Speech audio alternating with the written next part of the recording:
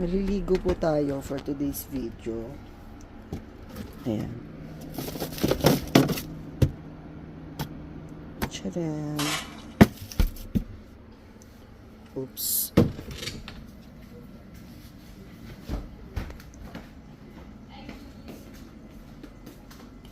Maliligo tayo guys. Dahil sobrang init ng tubig dito sa Dubai, kailangan natin ng Kailangan natin ng malamig na water. Maliban po doon sa yelo na nasa ref, meron din tayong ganito. Tubig, ayan. And then, ilalagay natin yan dito. At isosoak natin. Ayan. Pero hugasan muna natin kasi marumi siya.